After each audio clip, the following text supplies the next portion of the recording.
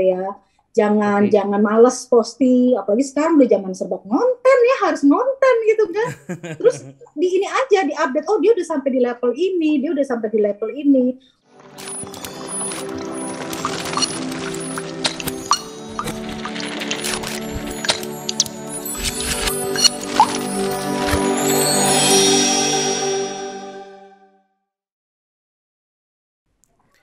Halo, balik lagi di Pikes sama gue Ingga Putra. Dan tentunya sama gue, Sonia Gustiawan. Yang pasti kita ada di segmen Ngopi Manis, ngobrol pintar, masalah bisnis. Tentunya topiknya gak kalah menarik dari topik kemarin. Dan kita hari ini kebetulan jadinya online lagi karena memang jaraknya pada jauh-jauh. Tapi narsum kita yang hari ini keren banget karena bisa mengharumkan nama bangsa sampai ke luar negeri. Keren ya mas? Keren banget, cakep. Penasaran kan Bangga. Pinvestor? Tapi sebelum kita mulai jangan lupa di subs karena subs itu gratis dan biar kita makin semangat bikin konten edukatif menarik lainnya. Mas Ani, Yes, masih nggak? hari ini topik kita bakalan ada unsur buah-buahan nih. Oke. Lo penasaran nggak kira-kira gue mau bahas apa? Kalau bicara buah, apa ya kira-kira mau kita bahas nih? Makanan pasti yang masih nggak? Makanan yang pasti ini ada hubungannya sama makanan. Dan sebelum gue mulai gue pengen tanya, makanan atau buah kesukaan lo itu buah apa mas? Kalau gue suka buahnya yang seksi, Mas. Apa Buah tuh? durian. Wah itu kayaknya semua orang juga doyan ya kayaknya. Tapi gak semua orang doyan sih. Ada beberapa Nggak, orang yang karena gak doyan. karena gue suka buah durian itu yummy, terus legit gitu rasanya. Hmm. Kalau lu suka apa, masih nggak? Kalau gua kebetulan gue suka sama buah mangga. Kenapa tuh? Karena buah mangga itu sweet banget. Rasanya tuh romantis banget. Ya elah. Wih, kamu romantis sekali sih. Tapi mas lo tau gak Yes. sih mas? Ada buah otentik asal Indonesia. Mhm. Menurut lo Apa tuh? buah apa? Gua kalau otentik manggis tuh kayaknya otentik menurut gua. Salah satunya namanya salak mas. Oh iya, gue suka juga tuh. Nah salak enak ya. Buahnya tuh kulitnya kayak kulit ular gitu. Cuman rasa di dalamnya manis. Sama dagingnya crunchy gitu, Dagingnya asik. crunchy. Nah, yang menarik nih Mas ya. Gue baru tahu kalau buah salak itu ternyata bisa diolah jadi macam-macam. Bisa jadi kue, bisa jadi jus, kopi, sambal. Hah, serius tuh, Mas? Bisa digituin salak? Serius banget. Nggak kebayang gua, nggak kebayang. Nah, Keren banget. ini narsum kita bikin buah dari salak itu yang diolah menjadi bahan-bahan tersebut. Saking keren ya sampai diajak foto sama Pak Jokowi. Sungkem dulu deh gue. Berarti udah levelnya tinggi banget nih. Tinggi banget levelnya. Udah hadir secara virtual bersama kita ada Mbak Shelly. Halo Mbak Shelly. Halo, apa kabar? Halo Mbak Shelly, apa Halo kabar? Mas Alhamdulillah. Sony, Mas Ingga. Thank you ya udah diundang ya kemari. Sama-sama. Sore yang panas semangat hari ini. Mbak Shelly, Ya, coba sebelum mulai kenalan dulu kali ya sama Pinvestor. Mbak Shelly ini siapa sih? Ini nama produknya nih apa sih? Coba deh Mbak, monggo Mbak. kenalin ya, saya nih Sally. Tapi biasanya sekarang nih setelah 6 tahun berjalan dipanggil tuh Mak Salak sebenarnya. Mak Karena salak. iya, karena kebanyakan ngolah salak gitu. Jadi orang ingatnya kalau salak itu pasti ingatnya Sally. Jadi panggil Mak Salak gitu. Brandnya itu Salaku, brandnya kita dari Bekasi ya. Jadi kita tuh mengolahnya tuh buah salak. Semua bahan baku yang kita pakai itu basicnya adalah dari salak. Jadi variannya juga banyak tadi yang udah disebut ya. Ada sambal, ada cookies, ada kerupuk. Malah sekarang kita ada coklat. Coklatnya bentuknya cokobar. Basicnya dari selai. Nah ini kita lagi optimasi juga karena dia termasuk agak lama ya daya tahannya. Jadi kita lagi optimasi produk-produk yang tahan lama gitu supaya bisa dijual lebih luas. Kita berdirinya tahun 2016. Awalnya juga dulu ikut-ikut kompetisi, makanya kenal sama Mas Sony di sana gitu. Sampai akhirnya bisa di sini nih. Alhamdulillah. Terima kasih banyak ya. Sama-sama Mbak Shelly. Iya. Tapi kalau namanya kan Salaku ya. Brandnya Salaku. Salaku apa Mbak? salahku. Aku minta maaf ya Mbak kalau aku punya salah. Iya. Salahku. Ya. Itu salahku. Iya. Itu tahu nggak Mas, waktu lagi di desain itu waktu kompetisi yang boleh nyebut brand nggak nih? Boleh. Boleh. Waktu acara kompetisi Bibli itu dulu ini kan desain yang logo yang sekarang itu hasil dari redesign waktu lagi kompetisi di sana. Itu didesain sama orang sana itu waktu itu. Jadi fontnya juga digambarkan, terus fotonya itu foto saya. Jadi identitas dari profil Mak Salaknya yang kalau lagi produksi dicepol gitu kan. Terus pakai kaos yang adem, terus saya kan sehari-hari pakai kacamata sebenarnya gitu kan. Gitu. Terus iya, salakkunya itu sebenarnya kan dari bahan bakunya salak. Daripada K-nya 2 jadi ribet gitu kan fontnya, jadi dibikin satu aja. Jadi salakku itu olahan salaknya Mak Salak. Jadi dari kata pertama salak aja sih biar gampang penyebutannya gitu. Ya walaupun butuh waktu ya untuk mengingat bahwa salakku itu adalah olahan serba salak gitu. Jadi salakku itu orang udah ngingetnya, oh itu olahan serba salak tuh punya salakku. Dan kebetulan brand kita juga sudah kita daftarkan. Jadi sudah dapat R-nya. Iya, udah 2 tahun keren. kita sudah. Iya. Jadi sudah register berarti ya? Sudah register, Mas Sony, sudah. Dan itu juga udah jadi oleh-oleh khas Bekasi ya berarti ya? Awalnya kita strategi brandingnya bilangnya ini oleh-oleh khas Bekasi. Tapi sekarang sudah geser nih Mas Sony. Oleh-oleh seluruh Indonesia, karena salaknya kan sudah banyak tuh, nggak cuma di Bekasi, malah di Bekasi kan nggak ada salak di Bekasi. Adanya malahan waktu itu saya diundang ke Makassar, itu ternyata saya baru tahu di Makassar ada salak loh. Salaknya enak deh. Jadi saya diminta untuk mengolah salak di sana. Jadi strategi yang saya rubah itu ternyata membawa saya untuk menjadi masalak di mana-mana. Hebat. Keren. Nggak cuma oleh-oleh khas Bekasi yang sebenarnya Bekasi nggak punya kebunnya gitu, nggak punya kebun salak kan. Mantap, luar biasa. Iya, adanya kan di di Jawa gitu kan, di Jawa gitu kan adanya. Di Bekasi nggak ada salak kebunnya. Ada juga salak condet, ya kan? Berarti bentar lagi ganti nama ya, bukan Mak Salak, tapi sekarang bentar lagi Juragan Salak Indonesia. Juragan Salak. Tapi gue penasaran deh Mbak Shelly. Iya. Awal mula lo story-nya deh, gue penasaran sama story-nya. Kenapa tiba-tiba lo terjun ke dunia entrepreneur? Kalau asal-muasal secara jujurnya ya, kalau Mas Sony dulu pernah menyimak itu sebenarnya kita karena tekanan ekonomi loh. Basicnya kan saya kan sebenarnya wanita kantoran. Cuman di umur itu saya mulai kan umur 40-an tuh ya. Mau kerja lagi di kantor tuh udah agak susah, anak udah 3. Udah nggak bisa lagi ngelamar kan basicnya kan sekretaris direktur ya. Kayaknya udah keberatan anak di belakangnya Pak. Mau ngelamar lagi kayaknya sudah keberatan anak dan waktu juga udah terbatas gitu ya.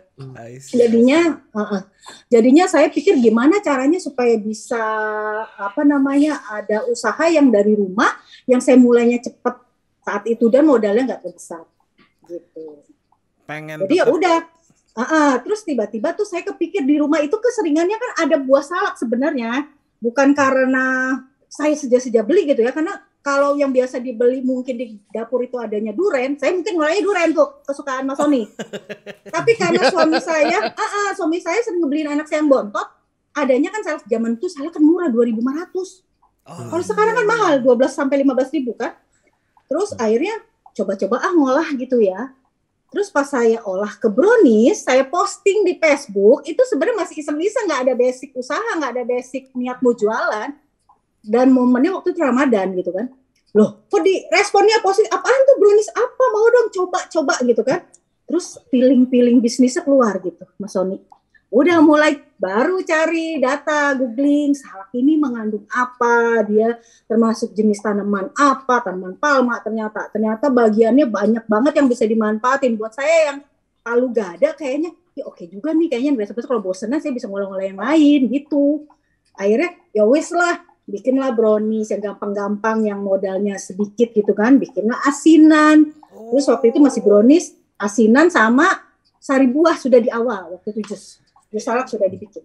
Baru itu 3 kalau nggak salah 3-an itu. Udah berjalan aja seiring dengan waktu. Kalau zaman dulu kan kita jualan ditransfer dulu baru kita bikin kan, nggak perlu modal besar gitu ya. Sambil terus kita bikin kayak mulai kayak bikin logo. Dulu kan masih dapur Sally 77 nggak banget kan brandnya. Gitu. Terus saya belajar kewirausahaan yang bayar, yang gratis, ikut pelatihan. Terus ikut kompetisi yang pertama saya ikut itu yang di itu Mas Sony. Dan dan itu belum running loh. Saya baru benar-benar mulai gitu. Terus benar-benar baru punya ide, baru punya inovasi tuh baru di sini gitu. Brandnya juga kan masih yang logo lama gitu kan. Ya sudah aja saya berjalan dengan waktu gitu. Akhirnya sampai di titik ini. Tapi keren loh. Kalau gua ngeliatnya tuh keren sih. Maksudnya karena kita kan ngelihatnya dari sisi Mbak Shelly ini nge-revamp salah satu produk yang diolah tiba-tiba jadi apa gitu. Itu mungkin tadi Mbak. Setelahnya. Baru-baru saya masih cari aman, masih produksinya yang tidak terlalu bersiko. Kalaupun saya bikin gitu kan, bahannya nggak terlalu sulit. Kayak brownies, apa sulitnya? Brownies kan sebenarnya jenis cake paling gampang gitu kan. Iya. Brownies itu paling mudah, semua orang bisa bikin. Hanya saja saya masukkan salak di dalamnya gitu. Asinan pun orang sudah bisa bikin asinan semua. Cuman karena saya nge-brandnya ini hanya salak, mungkin orang mulai ke ini ya, Mas Sony ya, mulai ke ke frame. Oh ini olahan serba salak ini punya Sally gitu. Setelah itu baru, saya kan ikut pelatihan ketahanan pangan, pelatihan inovasi produk, tetap saya ikut pelatihan setelah itu. Jadi nggak cuman coba-coba sendiri tanpa belajar ya, tetap saya belajar, ikut pendampingan, bagaimana caranya si asinan ini. Saya pernah bawa asinan waktu pelatihan Mas Sony ke Bandung, saya pakai standing pouch ya, saya belum tahu tuh, nggak taunya dia bergas kan, dia pecah di tas saya, dia pecah di tas saya, buyar itu kuahnya di dalam tas. Nah sejak itu saya mulai mempelajari kenapa, dia bergas, dia oksidasi, karena dari dingin ke suhu panas di perjalanan, kocok-kocok gitu kan. Nah dari situ saya mulai mempelajari produknya, mempelajari kalau dia harus keluar, dia harus posisi suhu ruang dulu, akhirnya saya harus sterilisasi dulu. Kalau mau suhu ruang minimal seharian gitu dia nggak sampai melendung. Kayak gitu-gitu. Saya belajar dari pengalaman-pengalaman yang tidak mengenakan sih sebenarnya. Learning by doing gitu ya. Learning by doing, tapi cepat, nggak mau rugi kan, harus cepat tek gitu loh. Jangan sampai besok kerugiannya lebih besar kayak gitu. Lalu kalau gue balik lagi sih Mbak, gue pengen nanya soal inspirasi sih. Iya. Ini kan awal starting kan kick off-nya Mbak Shelly awalnya dari ini ya, brownies berarti ya? Iya, brownies. Di awal itu masih di kue-kuehan. Nah, brownies salak, brownlak. Iya, brownlak pakai nama-nama yang disingkat-singkat, brownlak, sinlak, gitu, sarlak kayak gitu. Kuklak. Gitu, lak. Strateginya begitu dulu. Biar gampang diingat gitu ya. Iya, lak kayak gitu dulu. Ini ada satu yang gue masih amazed gitu ya, biji salak loh, biji salak sampai bisa biji salak sampai bisa diolah loh ternyata loh. Ini iya dong. Idenya tuh dapat dari mana Mbak kalau yang biji salak ini Mbak? Saya waktu mulai ngolah salak itu kan saya langsung cari data sebenarnya. Makanya saya bilang, keren nih ya salak, ternyata dia jenis tanaman palma loh, sampai sebenarnya dia batangnya aja bisa diolah, daunnya obat-obatan di Cina. Cuman saya nggak sampai sana ya. Saya cukup sampai biji dan kulitnya.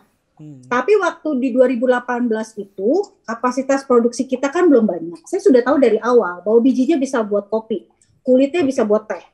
Tapi waktu itu kita belum sampai ke sana. Dagingnya aja kita ngolahnya belum banyak.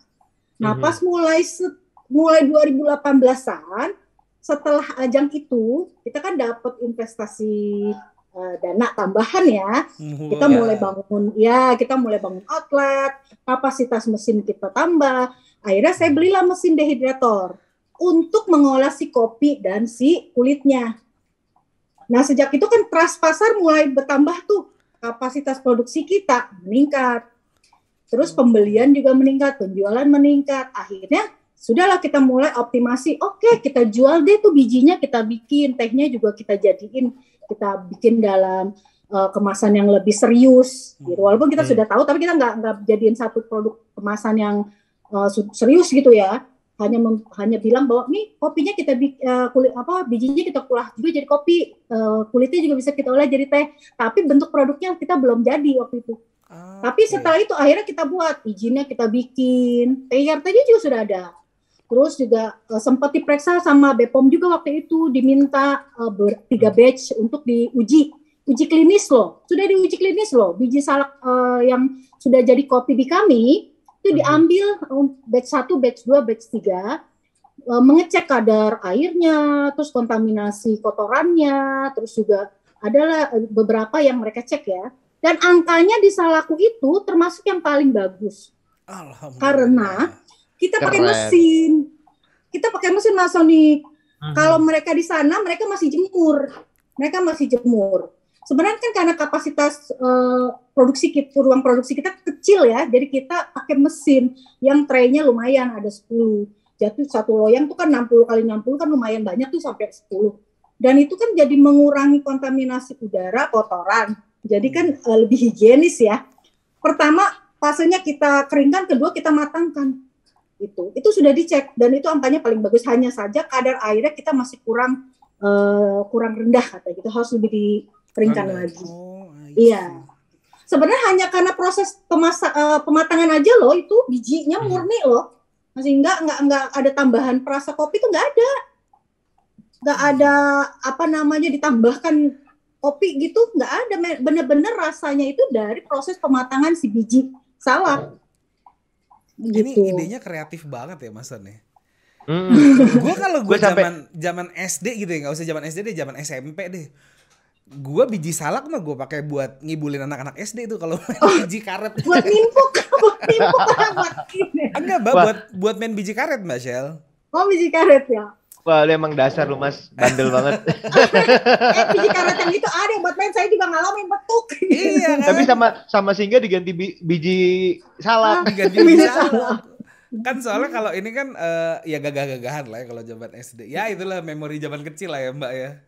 Iya, sangat indah memori kita masih kecil.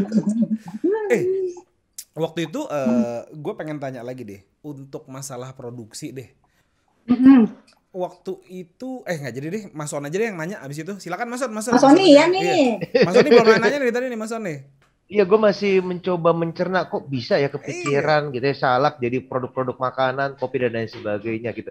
Nah, Mbak Sel, mau nanya dulu nih ya, proses R&D-nya itu untuk membuat suatu produk berapa lama biasanya? Kalau yang paling lama aku tuh kerupuk. Kerupuk mulainya itu aku sebenarnya 2018 sudah coba-coba. Tapi waktu itu masih nggak ketemu garingnya, renyahnya Mas Sony. Sebenarnya R&D-nya by doing ya, kita ingin sendiri. Karena kita yang mau sampai di titik ini loh kerenyahannya gitu kan. Kalau kita banyakin salaknya dia renyahnya susah. Kita kurangin dia rasa nggak dapet. Memang sih kalau saya sudah coba beberapa produk lainnya ya, saya gini mikirnya, kayak talas, apakah berasa talas? Enggak kan ya Mas Sony? Enggak ya, cuman mengklaim bahwa ini adalah kek talas. Begitupun ya udah akhirnya saya nyerah.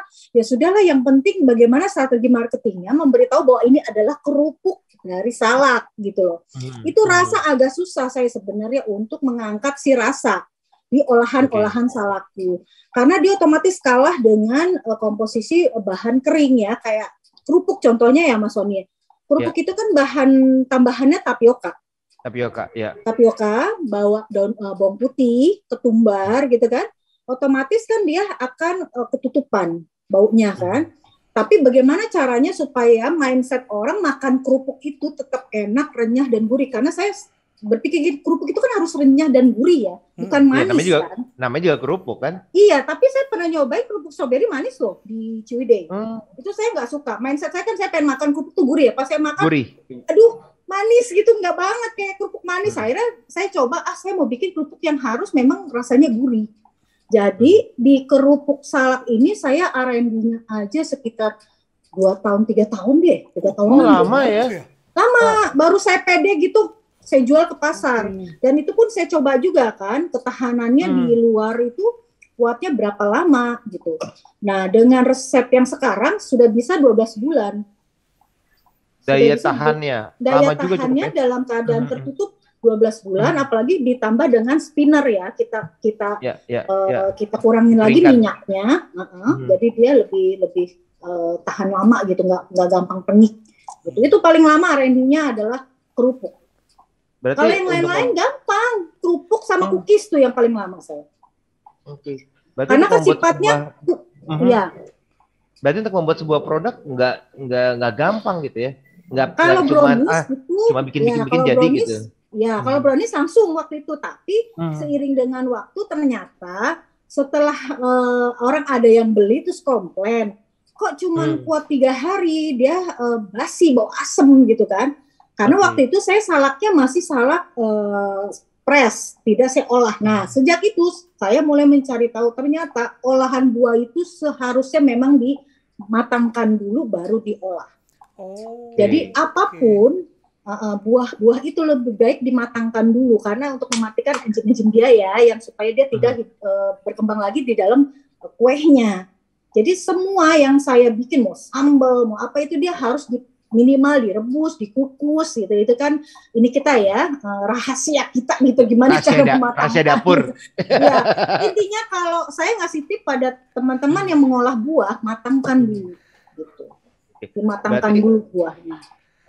Tantangan terbesar dari makanan olahan buah-buahan adalah mempertahankan kadaluarsanya agar jangka panjang gitu ya. Karena banyak kadar airnya di dalam buah itu. Kalau aku mau nanya geser dikit nih Mbak Sel, pernah nyoba buah selain salak nggak? Atau memang nggak mau? Kita putuskan hanya di salak Mbak Seli. Teman saya kan orang kuliner semua ya. Pisang udah banyak. Durian nggak ada. Terus teman yang olahan ada yang pesen Tokopedia. lanjut Mbak. Gitu. Jadi kayaknya udah saya khusus salak aja deh, nggak mau coba-coba yang lain. Teman sudah banyak yang mengolah selain salak gitu Mas Oni. Jadi kayaknya saya aja yang salak yang fokus. Jadi memang sengaja memilih fokus agar perbedaan dengan yang lain makin terlihat gitu ya. Diferensiasinya udah jelas dikit. Ya. Iya. Bukan Mbak Seli bukan belanja Tokopedia tapi dapat order masuk lagi. Kan kita jualan juga di sini. Iya, di online ya. Di hijau, di oranye, banyak, di biru banyak. Ini jauh-jauh ini kedengeran dulu ya kan. Gak apa-apa, masih gak bercanda doang Mbak Sel. Iya. Tuh. Mbak Sel, by the way, kalau kita bicara manfaat buah salak gitu ya, sebenarnya dalam melakukan proses R&D, Mbak Sel mempertimbangkan itu juga nggak? Manfaatnya untuk apa? Misalnya lebih sehat, rendah kolesterol, untuk apa gitu? Ada nggak? Iya, pastinya. Karena basicnya saya juga nggak tahu itu ternyata salak kandungannya itu Mas Soni. Di awal malah strategi marketingnya, itu kita mengangkat 7 manfaat salak yang paling populer. Vitamin, tanin, karbohidrat, kayak gitu kan. Kita angkat tuh awalnya tuh. Tapi mungkin dulu saya belum pas pasarnya. Jadi nggak masuk tuh strategi tentang kesehatan, tentang kandungan salak terhadap produk saya. Sampai saya tempel di kotaknya kan waktu itu 7 manfaat salak. Padahal kalau kita belajar kemasannya nggak boleh ya Mas Ani ya. Naruh itu kan. Tapi kan belajar dari pengalaman. Nunggu habis aja udah lanjut cetak, saya bilang gitu kan. Jadi kalau menulis tentang manfaat kesehatan lebih baik kan terpisah ya, di brosur, di flyer gitu kan. Sekarang kita udah tahu gimana cara membuat kemasan yang baik dan benar komposisinya gitu. Terus strateginya nggak pas tuh masalah awareness. Padahal kita gini, salak itu ternyata bagus untuk daya ingat loh Mas Soni. Kalau semua vitamin dan mineral kan ada di semua buah ya, semua buah baik. Mengandung vitamin A, vitamin C itu sama. Bedanya kalau salak itu dia bagus untuk ini deh, ingat. Jadi untuk mencegah Alzheimer. Sama bagus untuk pencernaan, itu yang mau saya up. Pencernaan iya, gue sering tuh. Pencernaan, jangan salah Mas Ingga. Karena di salak itu yang serabut putih Yang kalau kita makan salak sering kita buang ya. Oh enggak, itu Iya, kulit plastik. Karena kita kesannya kayak jijik gitu kan, dari serat-seratnya. Itu kulit yang tinggi serat. Itu yang seratnya tinggi. Catat tuh Pinvestor. Jadi jangan dikeletekin itunya yang kulit arinya ya. Kulit ari. Kalau kita bilangnya ini kan kayak plastik gitu kan bentukannya kan, transparan gitu. Kan. Kulit ari lah. Oh itu bilangnya kulit ari, cuman kalau anak-anak zaman kulit ari. Jangan-jangan gue SD mah bilangnya itu plastik tau katanya. Oh kan. Gitu plastik ya. Ini plastiknya dibuang SD dulu nih. Gitu. Iya, jadi kesannya SD kotor lu ya. Di mana sih? Iya. SD-nya di mana? Masih enggak. Iya. Jadi kan kita kesannya kayak jijik, kotor gitu, jadi bersihin gitu kan. Justru padahal kan, kalau kalau istilahnya orang dulu bilangnya kalau kebanyakan jadi sisa BAB ya. Justru makannya jangan dikletek, harus sambil dimakan kulit arinya. Itu yang seratnya di situ, makanya kenapa si kulit salak itu baik untuk BAB. Teh salak itu bagus untuk diabetes, bagus untuk melancarkan BAB. Yang si kulitnya kan jadi teh tuh. Itu bagus, itu paling laku di marketplace tuh tehnya.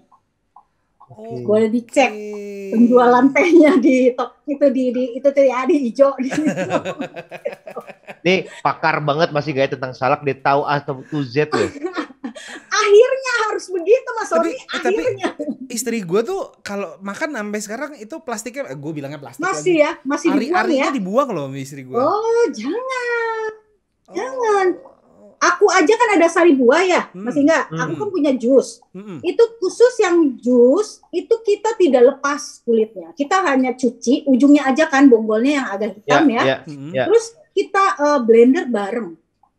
Jadi kan dimasuk dalam proses pemasakan dengan gula pasir. Terus kita, dan makanya suka ada yang istilahnya kayak sepir-sepir, itu sebenarnya serat dari itunya, kita nggak saring kalau kita. Karena kan memang dagingnya juga menyatu di situ.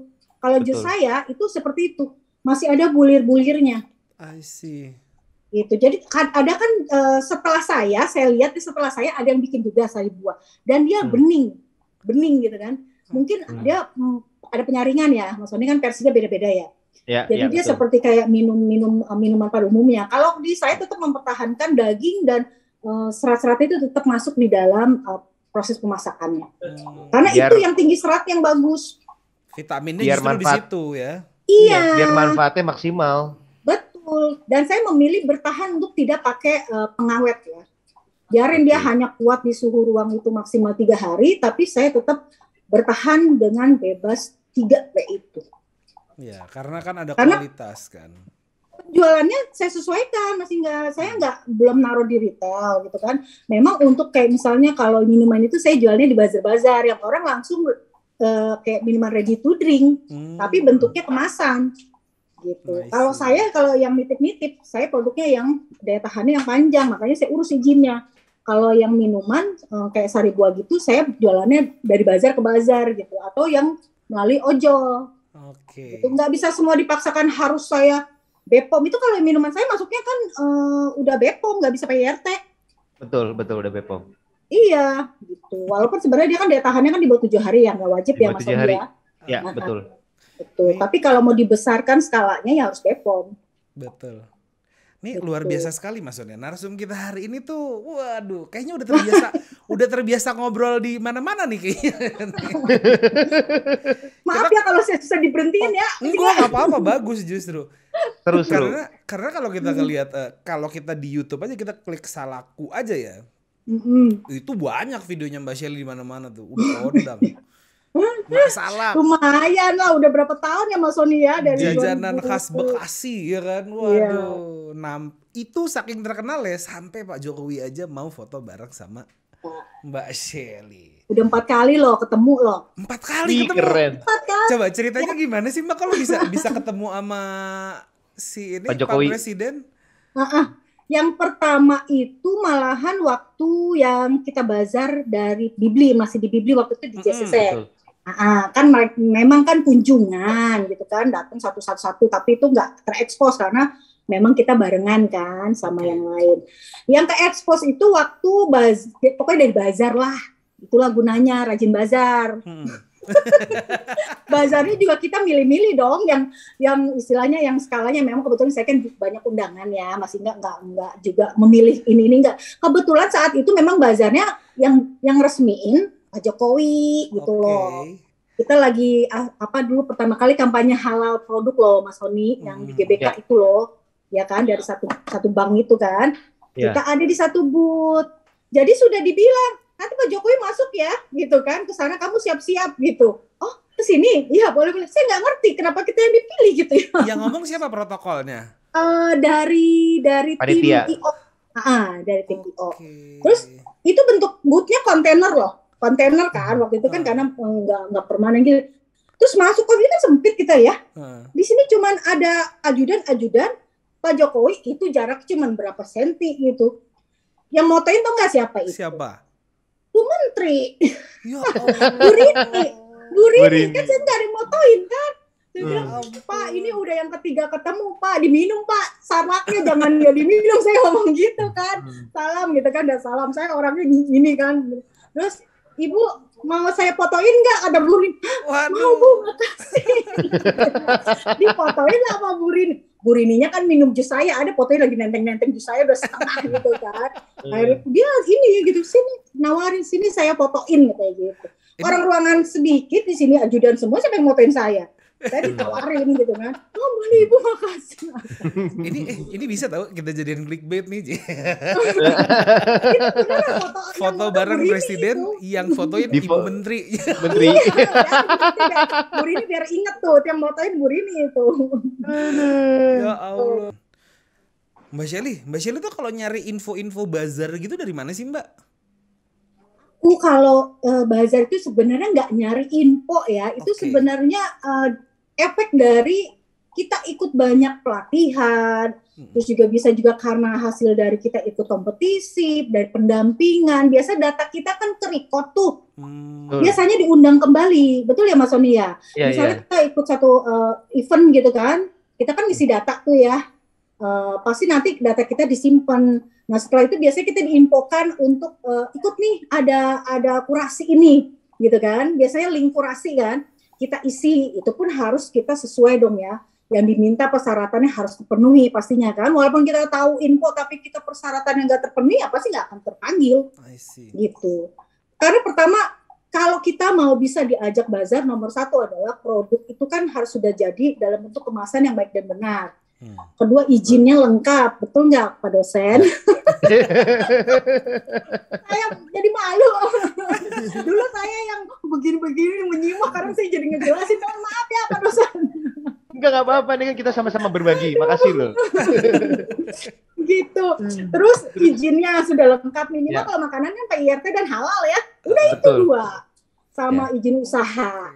Terus mulai naik levelnya skalanya, kalau dulu bazarnya kelas segini, skupnya kita mulai gede lagi, terus mulailah usahanya kita jadikan PP. Nah, karena kalau yang skupnya mulai gede, dia mintanya yang badan usaha ya Mas Sony ya. Nah, itu biasanya mereka kurasinya akan lebih ketat. Dan pasti mulai ditanya skala produksinya berapa, kayak gitu-gitu. Kalau bazar-bazar kalau bazar-bazar yang sifatnya masih skalanya kecil, kita biasanya udah pasti lolos ya. Tapi ini kita udah mulai naik level kan, scale up. Misalnya kayak kelasnya yang pay, udah orientasinya ekspor, itu pasti yang dipersiapkan legalitasnya udah agak beda tuh. Walaupun kita tahu informasinya, kalau kita nggak memenuhi persyaratan itu ya nggak akan bisa dapet bazarnya. Sampai ekspor tuh gila. Iya, udah ada di Turki loh. Waduh, jadi paling jauh ngirim kemana aja nih Mbak? Turki sama Dubai, kita sudah pernah di Expo Dubai waktu itu. Itu juga kurasi banyak teman juga yang kepilih, nggak hanya salahku, banyak. Kita kan ngisi link kurasi juga, aduh itu isiannya masih nggak pusing. Foto produk dari depan, dari samping, dari ini. Itu kan harus background putih. Kalau satu produknya, kita produknya banyak ya.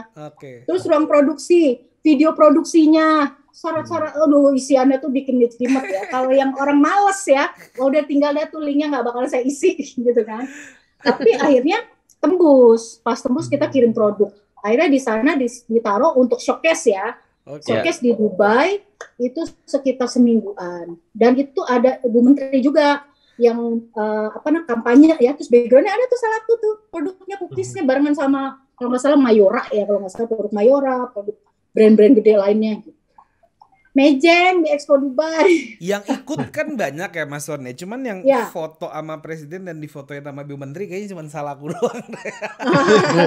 Enggak, Pak Jokowi orangnya baik kok, dia gampang kalau foto-foto asal kita pas aja nih ya, momennya dapat. Momennya harus pas. Harus pas memang. Agak gampang untuk yang presiden ini untuk foto bersama dengan kita itu gampang sebenarnya. Banyak temen juga yang dapat kok. Cuma kalau saya kebetulan udah lebih dari 2 kali, 4 kali malahan. Oh gitu. 4 kali. Boleh juga masuk juga flexing ya Mas Sony. Gampang kok, saya udah 4 kali kan gitu ya, keren. Halus ya? Halus. Boleh. Silakan Mas Son. Gue penasaran Mbak Sel tentang tadi pemasaran kan tadi Mbak Sel cerita pemasaran yang pertama pasti booth atau pameran gitu ya.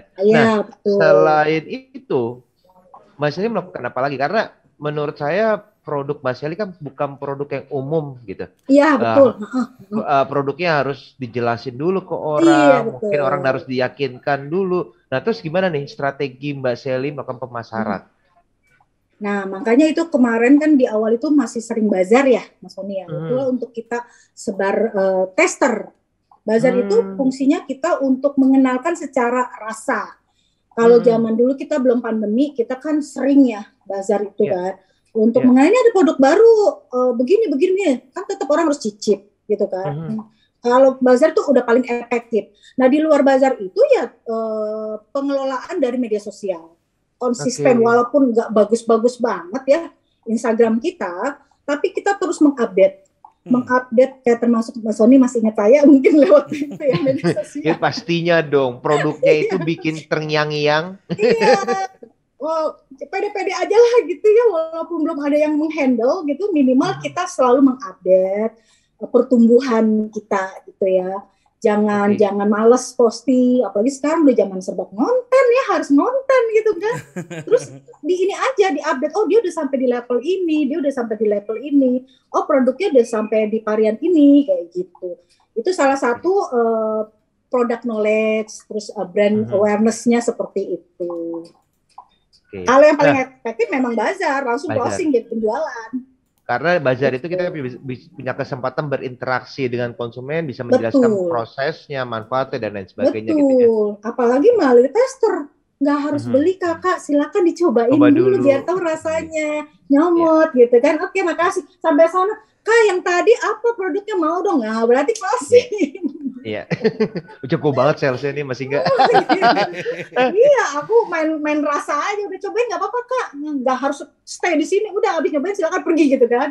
Tapi nggak lama balik lagi beli gitu. Nah, Kak Basel, selain tadi bazar sama sosmed, ada consignment nggak atau taruh di toko-toko mana aja nih Mbak? Kalau mau teman-teman investor mau nyobain salakku? Oh sudah banyak kita sudah, malah tahun ini kita sudah mulai banyak di retail ya, modern retail kayak di Tok Buah Segar, Cibubur kita sudah ada. Terus di jaringan M Block Market itu juga kan dia cabangnya banyak ya, Jakarta, Padang, Medan, mau Jogja juga. Itu kita sudah di jaringan M Block Market. Terus segera di Arundina. Terus sama di yang jaringan apa kita sedang nego juga. Memang tahun ini kan karena kita sudah punya produk yang memang cocok dengan pasarnya, kita memang sudah penetrasi ke modern market sudah mulai luas. Oh ya di Jogja juga ada Meat Shop Grocery namanya. Meat Shop Grocery. Itu beli putus malahan kalau itu nggak konsinyasi. Justru melihatnya karena dari M Block mereka tertarik, mereka beli putus Mas Sony. Oh, kira sekarang M Block beli putus, lumayan dong berarti ya?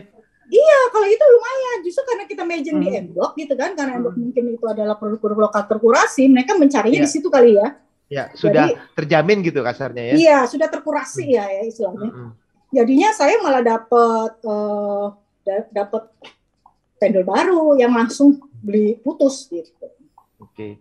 Nah, Mbak Syel, kalau tadi udah nanya tentang marketing, saya mau nanya tentang produksi sedikit nih. Apakah 100% produk salakku itu diproduksi in-house atau ada yang sama vendor? Oh, kita produksi semua in-house. Ada vendor. Semua dari dan semua. Iya, malah ini menjadi kesulitan ya. Makanya saya lagi bikin SOP-nya supaya kalau saya nih kemana-mana, tim saya bisa ngerjain. Mungkin bisa ngerjain Mas Sony, tapi kan nanti ending quality control-nya kan beda ya. Misalnya kalau saya udah sampai di titik ini, mereka kan cuma sampai di titik ini. Nah ini masih terus kita cari cara yang bagaimana menghindari menghindari yang miss dari SOP itu, termasuk resep, terus ngemasnya gitu kan, karena kita produknya banyak, karyanya banyak, kemasannya banyak, Mas Sony. Jadi alur produksi sama ininya juga banyak banget gitu. Itu agak kesulitan jujur. Kalau semua produksi in-house, karyawannya banyak banget tuh berarti Mbak Sel? Enggak, kan kita produksinya per harian. Maksudnya? Per harian. Hari ini bikin produk selai, besok bikin kopi gitu maksudnya? Iya, nggak dicampur. Karena kan kita kan ruang produksinya kita ngeblong gitu ya. Misalnya hari ini kita mau bikin jus salak, ya otomatis kita prosesnya pemasakan di jus. Nanti kalau cookies kan kita ada open. Kita bikin cookies aja. Kayak kalau sekarang kan kita udah enak nih, kita sudah ada beberapa titik distribusi kan, dia minta sekian PO-nya, udah kita udah set, hari ini kita bikin cookies sekian box gitu kan, cookies aja, gitu. Nggak bisa semua jadi satu, nggak bisa, alur produksi ribet, kiri kalau hilang-hilang, gitu. Terus kita minta doanya nih Mas Sony, bulan ini kita sudah mau keluar dari rumah, kita ada tempat baru, terpisah. Keren, amin. Supaya produksinya bikin lebih pabrik gede. Ya. Bikin pabrik. Belum. Minta doanya aja segera begitu ya. Minimal keluar dulu, jadi kapasitasnya juga bisa lebih menyesuaikan. Dan kita udah di pinggir jalan nanti gitu. Kalau ini kan masih rumahan, masih enggak. Kan kalau sudah terpisah bisa on proses BPOM-nya kan. Iya. Betul. Terpisah ya. Ini menarik banget sih Mas Son. Gue ngeliatnya tuh kayak tadi menarik mulu, kapan ulurnya narik? Ya, karena lu menginspirasi semua orang, Mbak Shell. Jadi gitu ya? lu dari 6 tahun sebelumnya itu kan lu start dari bottom banget nih, dan lu going up. Lihat ya videonya culun banget, harusnya ada. Iya, pakai kacamata. Itu pakai daster bukan sih? Enggak ya, kalau nggak salah ya. Pakai daster. Bukan kan ya? Masa sih daster? Pokoknya gue ingetin pakai kacamata aja. Pakai kacamata rambutnya dicepol gitu kan. Iya. Nah, ini tadi sempat di awal kalau nggak salah Mbak Shirley sempat ngomongin soal kita dapat investor. Kita dapat suntikan dana gitu kan. Iya. Nah, ini kan adalah salah satu pertanyaan yang sering gue tanyain juga ke narsum kita. Kenapa? Karena memang mungkin banyak investor yang kepikiran juga pengen cari angel investor. Nah, waktu itu apakah Mbak Shelly dapat angel investor kah, atau Mbak Shelly ke venture capital kah bisa dapat suntikan dana? Belum sampai ke situ. Karena kan waktu itu kita masih benar-benar rumahan ya, dan kita belum berbadan hukum. Jadi ya, dan setelah ngikutin beberapa pelatihan pendampingan, minimal kita sudah berbadan hukum kan kalau kita mau dapat investor ya. Terus kedua, kita belum punya SOP resep yang baik dan benar. Jadi ya kita masih menguatkan sistem kita dulu. Jadi kalaupun kita sudah berniat ke sana, kitanya udah baik gitu ya sistemnya, kita bisa tinggal maparin nih, kita punya usaha kayak gini. Nanti kita kan harus kasih proyeksi ya Mas Sony ya. Proyeksi kitanya kan harus benar-benar bisa memberikan gambaran yang baik ya ke depannya, berapa tahun ke depannya untuk usaha kita gitu kan. Nextnya mungkin akan membuka peluang ke sana. Kalau kemarin-kemarin belum, lebih banyak hibah, lebih banyak hadiah. Hadiah dari kompetisi ke kompetisi itu aja udah lumayan banget. Apresiasinya ke Salahku. Karena yang dibeli aja itu kan hadiah ya. Dan walaupun hadiah kita gunakan dengan baik dan benar sampai hari ini masih terus jadi aset yang berjalan. Jadi mesin, jadi outlet, terus jadi bahan baku kayak gitu. Luar biasa. Enggak cuma satu loh. Salahku itu sempat beberapa kali menang kompetisi juga, dan bentuknya dana permodalan usaha. Dan itu kita pakai benar-benar kayak kita pesen kemasan gitu kan. Yang kemarin kemasan cookies aja itu kita dari hadiah juga. Dari hadiah kompetisi. Langsung saya bikin kemasan. Keren banget sih. Enggak saya pakai yang lain-lain loh. Saya bikin, karena saya mikir aduh sayang nih duit harus putar lagi. Keren sangat banget sih, sangat menginspirasi banget Mas Inga ya. Inspiratif banget loh ini. Gue dengerin karena ngerasa lagi nggak punya uang itu kan pusing ya. Lu kan ada uang kita putar supaya nggak habis gitu Mas Sony. Iya, dibanding uangnya lu pakai untuk ini, uangnya lu investasiin lagi dalam bentuk aset gitu kan. Dalam bentuk kemasan, dalam bentuk mesin kayak gitu. Jadi kalau besok udah lagi nggak ada pemasukan, ini udah ada produk nih, mau nggak mau jadi ngolah gitu. Nah, olah udah ada, bikin lagi gitu. Jadi baterainya banyak gitu loh. Nah, Mbak Sel, kalau terkait tadi tentang modal gitu ya, kan itu berarti modalnya menggulung dengan sendirinya dengan proses gitu. Kalau untuk modal awalnya banget, inget nggak Mbak Sel? Kira-kira sekitar berapa sih Mbak Sel? Aduh, malu Mas Sony. Kalau jujurnya dulu kan karena mulainya dari salak yang sekilo cuma 2.500, terus bikin brownies itu kan coklat blok belinya cuma 100 gram gitu kan. Otak brownies cuma 2.500 di zaman itu, ya nggak lebih dari 50.000. Memulai ya. Serius? Memulainya. Ya, serius? Memulainya serius. Terus hanya modal data internet kan, waktu itu masih paketan ya, kita posting gitu kan. Iya. Itu saya beda sama sekarang. Kalau sekarang jangan ditanya modalnya lumayan. Iya. Tapi waktu saya mulai itu beneran. Karena kan saya bilang saya nggak pegang uang. Suami saya waktu itu kebetulan sudah jobless gitu kan. Tapi saya butuh uang gitu. Gimana caranya? Yang ada salak di dapur. Ya namanya kita makan tetap makan ya. Cuman saya beli aja lah tuh coklat blok gitu kan. Saya beli telur ada di dapur. Hanya tinggal beli kemasan brownies yang Mika. Ya kan, jam itu 2.500. Kalau sekarang kita harus ada biaya kemasan, kita udah timbulkan kan. Dulu cuma nggak sampai 100.000 lah, misalnya. Beneran. Nah, Mas itu Inga, hanya taunya udah saya mulai aja gitu.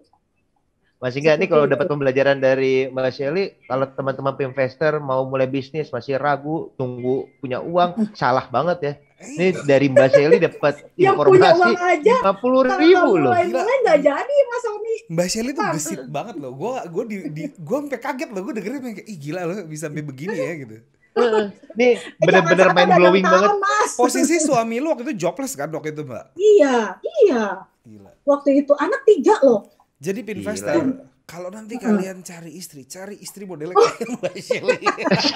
Tapi plus bawel, plus keras, plus susah dibilangin, itu termasuk paketnya ya, jangan salah ya. Itu bonus, kalau buat itu bonus. Orang-orang kayak saya itu pasti ada kerasnya, ada nggak enaknya juga. Gila, lincah.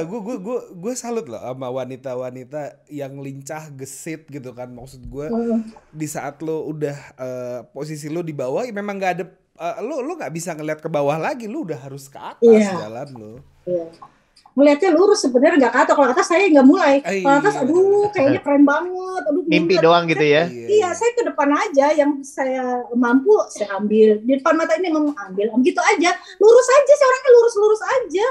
Nggak kepikiran juga sampai sejauh ini. Nggak kepikiran besar sampai saat ini.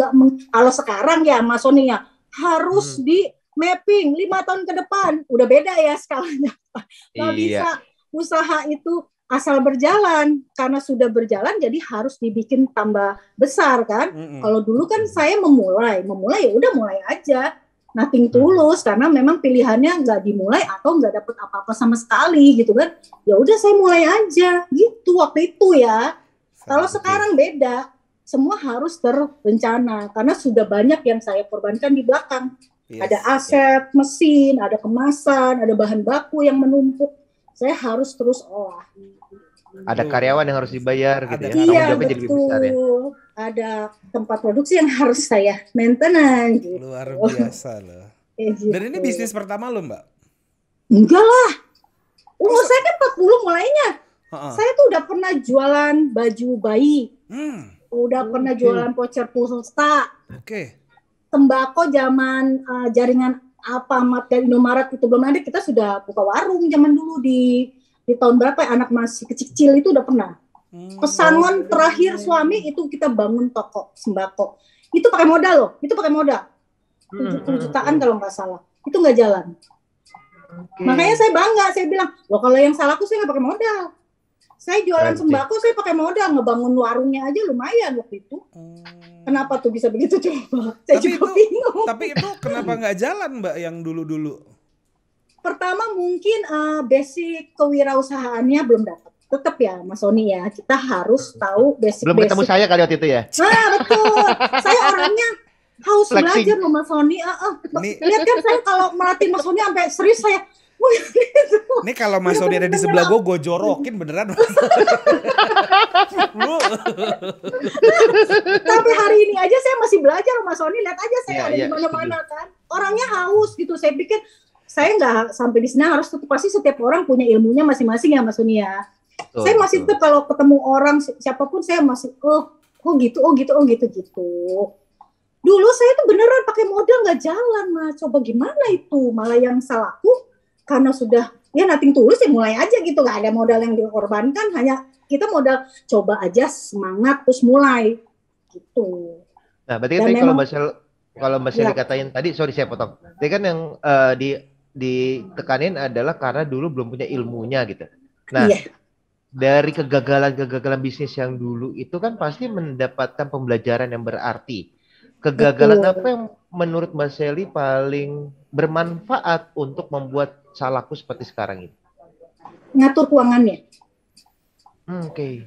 Ya, karena iya. Walaupun saya dulu pegang uang, waktu mulai saya nggak bisa ngatur, nggak kejam terhadap keadaan. Akhirnya ya uang dagang itu habis. Kalau sekarang saya kejam, sampai saya mungkin dibenci sama suami saya di awal-awal. Ada uang tapi nggak boleh dipakai.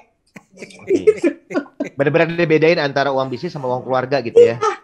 Mau sedikit mau banyak harus sudah. Saya harus kejam. Walaupun di rumah pilihannya ini listrik gak dibayar gitu ya, ini mati nih takut gitu ya.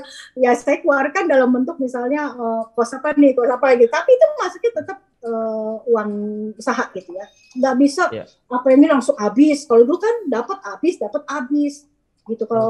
Kalau saya mengambil pengalaman saya pribadi, nggak tahu kalau yang lain ya, karena saya ngerasa pernah mulai usaha ada modal tapi nggak berhasil. Sama saya kemarin kok saya berhasil.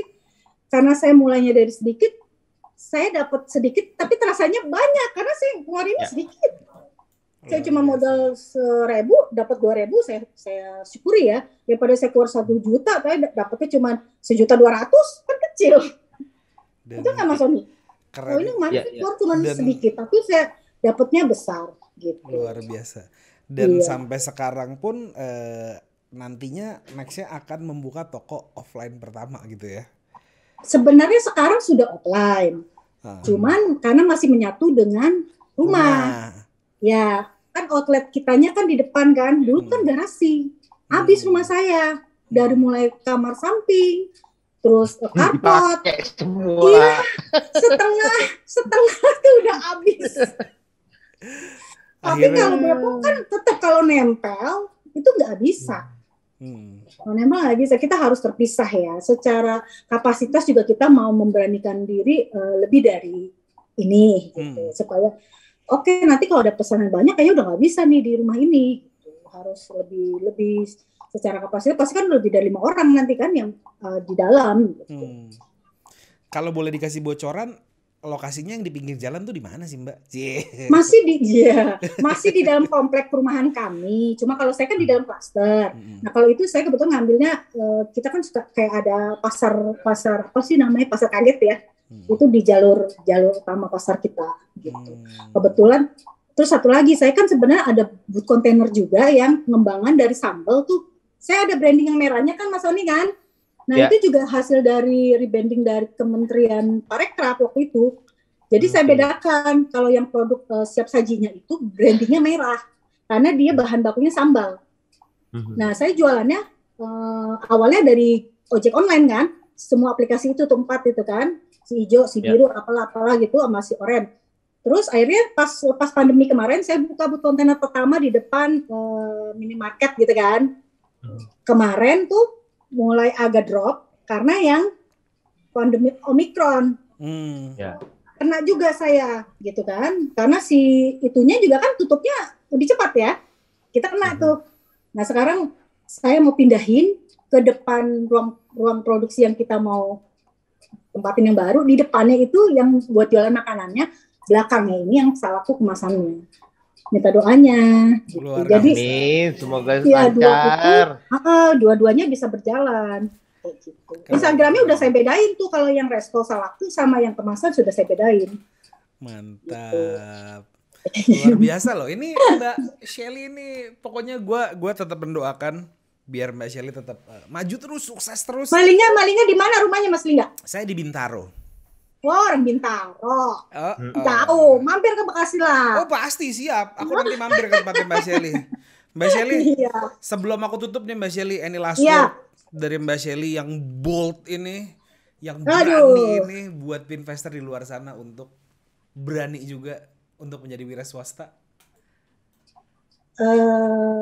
Apa ya?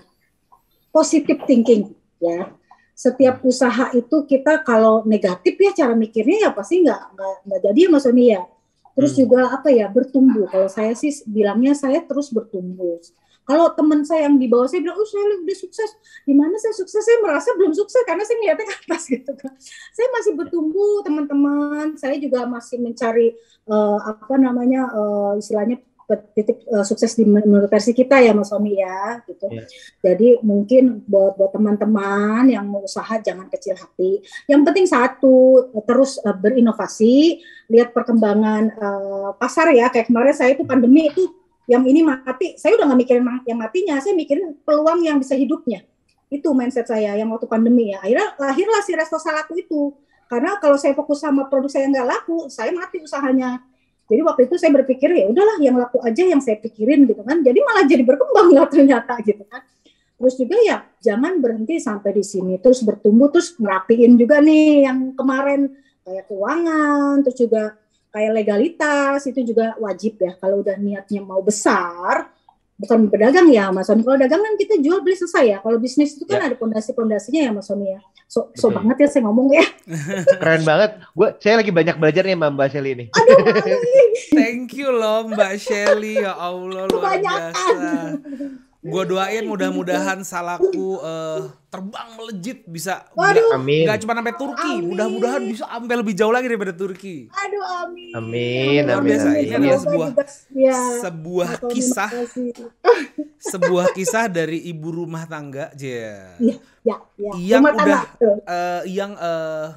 dulu pernah berkarir, pernah berusaha, dan pada saat posisinya di bawah tidak ada cara lain untuk melihat ke atas dan melihat lurus.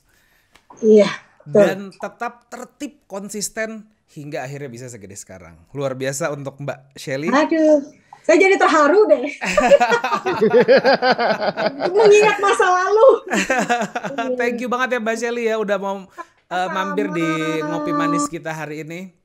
Saya makasih dikasih tempat curhat ya Mas Sony. Jadi meriwain yang lama gitu kan. Ingat zaman-zaman culun. Tapi keren banget saya melihat perkembangan yang sangat luar biasa dari Mbak Shelly. Itu benar-benar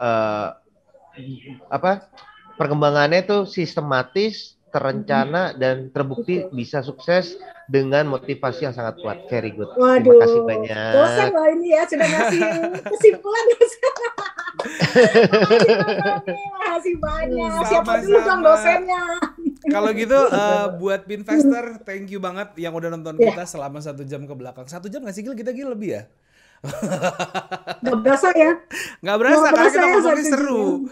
Kalau gitu sampai jumpa di minggu depan di acara yang sama, Pikes segmen Ngopi Manis. Kalau gitu gua Ingga Putra. Siap. Gua Sonia Gustiawan. Saya Masalah Eli Salakku. Sampai jumpa di Pikes minggu depan. Jangan lupa di like, subscribe, di komen, dan di share.